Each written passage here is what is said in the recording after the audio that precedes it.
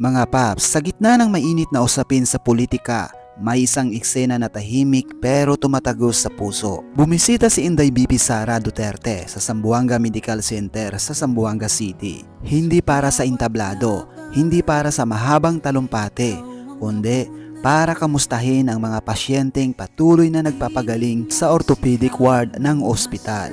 Sa kanyang pag-ikot mga paps, napansin sa karamihan sa mga pasyente ay biktima ng aksidente sa motorsiklo.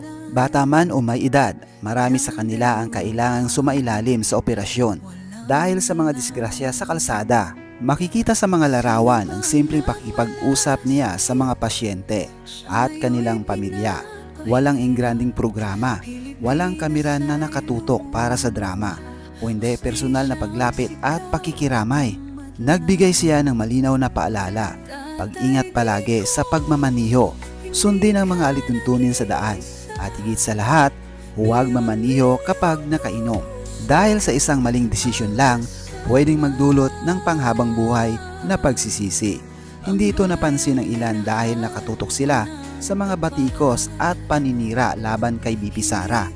Pero sa kabila ng mga ingay, tuloy ang pagganap sa tungkulin. Para sa marami, malinaw ang paniniwala si BP Sara at ang pamilyang Duterte ay may malasakit sa bayan. Hindi ito nasusukat sa opinyon ng mga humusga, kundi sa mga konkretong hakbang at personal na pagdamay sa mga nangangailangan.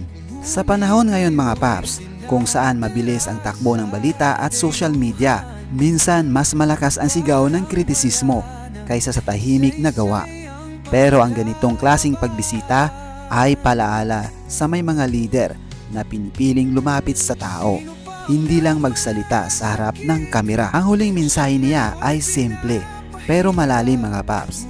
Mahalin natin ang Pilipinas para sa Diyos, sa bayan at sa bawat pamilyang Pilipino. Sa huli, ang tunay na serbisyo ay hindi lang nasusukat sa mga proyekto at programa, kundi sa malasakit at palaala sa nagmumula sa puso. Mga paps, kung nakaabot ka naman sa dulo ng video ito, paki-like at paki-share na rin para mas marami pang may makapanood sa kung ano man talaga ang ginagawa ni Inday Sara na talagang may malasakit sa bawat Pilipino at sa bayan at sa buong Pilipinas mga paps. I-comment ninyo ang inyong opinion at higit sa lahat, stay safe, stay healthy, and God bless.